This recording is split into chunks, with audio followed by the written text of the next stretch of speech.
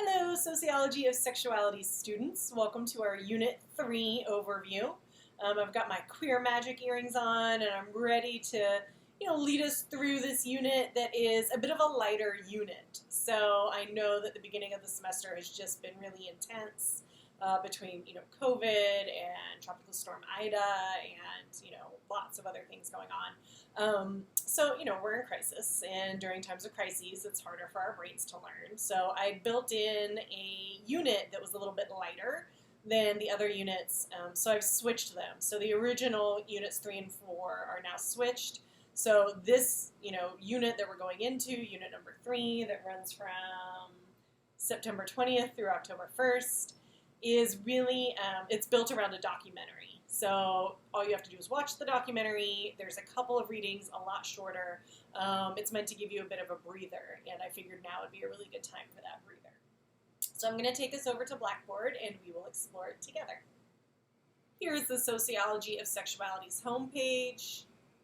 Again, everything is here on the homepage. As an asynchronous online course, I make videos, and communicate with you and put everything here on the home page, so all you have to do is scroll. The revised syllabus is right here, so it's revised to include both what was adjusted after your very informative feedback on the survey in Unit 1, so that you no longer have to meet with me via Zoom twice a semester to check in with me, but rather I will ask you to complete a survey twice this semester to check in with me, because checking in is important in an asynchronous online course. Now it will also be revised to reflect the switching of these two units. So if you scroll down, here's unit number 3, September 20th through October 1st, the criminal black lesbian, where does this damaging stereotype come from? So there will be 5 tasks, just as usual. A reminder, please, please, please complete your first assessment worksheet. This was included, the assignment was part of unit number 2 at the very end. It's not due until September 24th. If you need additional time, please let me know. So if you need to access that worksheet, you're like, wait, which one? You can see the link in unit number 2, or check out the link to the left, so this link, right? So this is what's due on the 24th.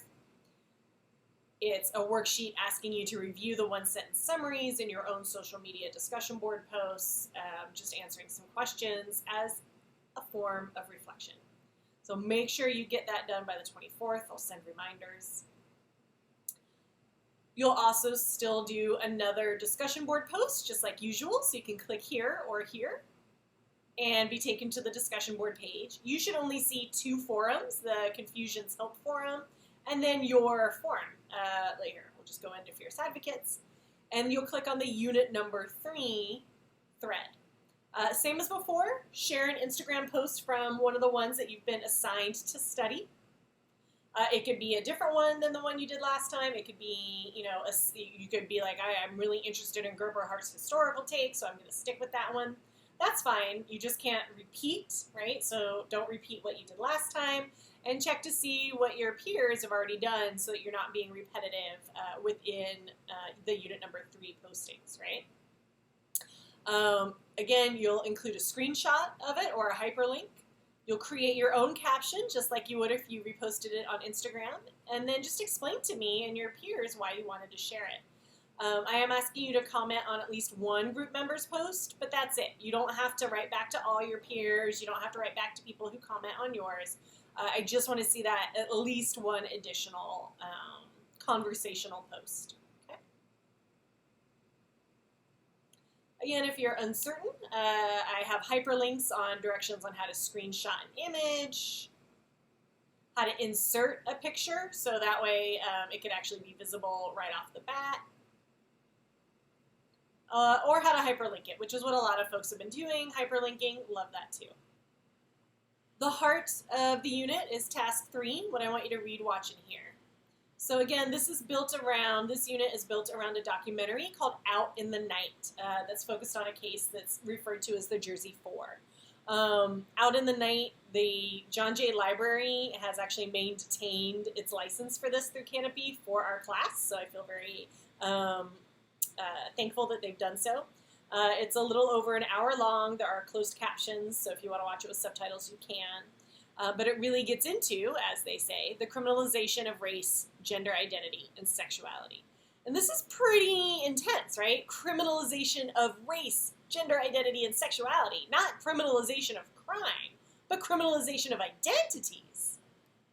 So before you watch it, there's a short read from NPR, so you can think of this as like pop academic. But it really goes over this case of the Jersey Four and historically, looking at this damaging stereotype of the, quote, criminal black lesbian. So when we talk about this stereotype of the criminal black lesbian or the criminal, black gay man, we tend to, in this country, criminalize identity rather than actually criminalizing crime. So, for example, stop and frisk in New York City many years ago was deemed unconstitutional because they were stopping and frisking black and Latino young men. So they're not actually worried about crime. They were basing that on identity, right? You look like you might be shady. You look like you might be doing something wrong. Why do you look like you're doing something wrong? Because you're young and black. That is racial profiling, and that is unconstitutional and illegal. Okay? What many researchers and activists and individuals have found is that that hasn't gone away. And so what we're finding in this documentary is this intersection of race, gender presentation, sexual identity, and class. The documentary is intense. You're going to hear recounts of violence. You're going to see videos of violence. So be kind to yourself while you're watching it. Give yourself breaks if you need it. I've cried while I watched it. Emotions are normal in a course like ours. After you watch the documentary, and please take notes while you're watching it, I just have a couple of short excerpts that I do want you to read, and then I have optional reads. So the excerpts are from a book called Queer Injustice, and these are both excerpts from a chapter called The Ghosts of Stonewall, Policing Gender and Policing Sex. So you remember Stonewall, right? The Stonewall riots, trans women of color fighting back against police violence. A whole, riot ensued that night and over the next couple of nights in 1969 here in New York City at the Stonewall Inn. And so these excerpts from Queer Injustice continue to teach you about how police facilitate the oppression of queer people and the criminalization of being LGBTQ+. So the first excerpt is fairly short, so I encourage you, pay attention to those bolded call-outs and subheadings, policing social order, and then talking about the raids,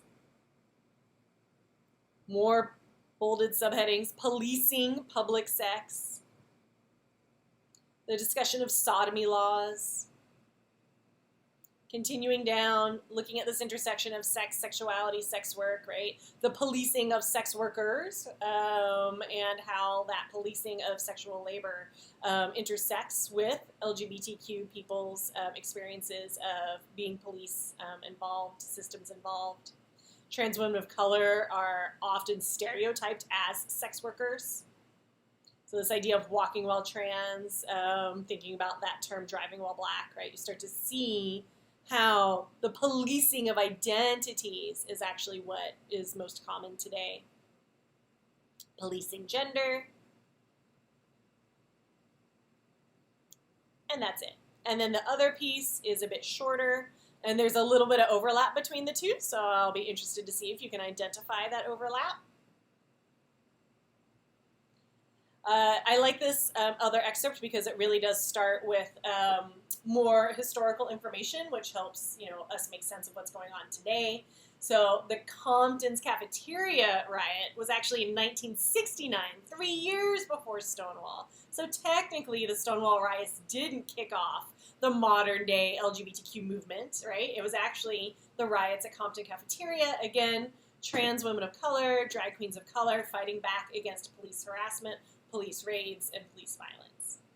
1966, 1969 with the Stonewall riots, all to say the late 60s really kicked off this awareness of and attention to the way that police were unfairly arresting and targeting LGBTQ people of color and how by being allowed to target LGBTQ people, because at the time there were laws against, for example, dressing as the opposite gender, it really was rife for so much violence and so much harm. So I want you to read this excerpt as well, and then you'll start to see as you scroll down, oh, policing social order. Maybe I saw that in the other one, right? So you don't have to reread what you've already read, but just make sure that you get this story here at the start. I included these optional reads because if you want to be a lawyer or a judge, this is going to be really helpful to you. I'm not sure if you're familiar with this website, but I love this website because of how it presents legal cases. It tells you the year, the name of the case. It tells you, general information as you go on. If you go to law school, this will become relevant to you.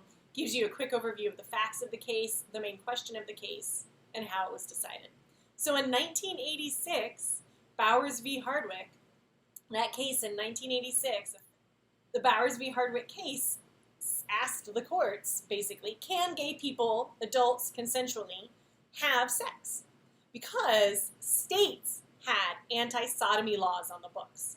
Sodomy refers to any sex that isn't penis-vagina sex. So oral sex, anal sex. Sodomy was against the law in many, many states in 1986. Didn't matter your sexuality, the laws were anti-sodomy laws. However, they were only ever applied to LGBTQ people, largely gay men and trans people, and to sex workers. So hetero folks having anal sex, oral sex, no worries. However, if you were lesbian or gay or bi, or you're in a relationship with someone who's trans, gender conforming, right? We get very genitally obsessed in this country. And so oral sex and anal sex were illegal in the 80s through the 90s up until, I'll tell you in a moment, the other court case that changed this. But in 1986 in Bowers v. Hardwick, they asked the courts, can gay adults consensually, can we please have sex without it being considered illegal? And the court said no. However, if you then check out Lawrence v. Texas in 2003, this is the court case that revisits Bowers v. Hardwick and says again, right, can Bowers v. Hardwick be overruled? Can we actually have sex? And overall, they said yes. I encourage you, if you're going to go this route of doing these optional reads of the cases, please check out this really well done journalistic take on what they're calling the extreme makeover, the real story behind the story of Lawrence v. Texas. So it was a very narrow decision in terms of how the court was split, but they said, finally, in 2003, I was, an adult at that point. So in my adult lifetime, finally, I and other gay people, could actually legally have sex. Consensual adult sex. So in 2003, the court basically said that anti-sodomy laws that states had on the books were unconstitutional. So states had to get rid of those laws, remove those laws couldn't be enforced. And they said, oral sex, anal sex, penis and vagina type sex, all of that legal for consenting adults. And that was really exciting in 2003 for that to happen, but also really upsetting that it took until 2003 to let LGBTQ people have sex legally. It's weird. The other case that you are likely more familiar with because it's happened, more recently in your lifetime is 2015. And this is the case that legalized what I call genderless marriage, but what people generally refer to as same-sex marriage or gay marriage. So it wasn't until 2015 that gay people and trans people and queer people were allowed to marry and enter into that legally binding state-recognized union.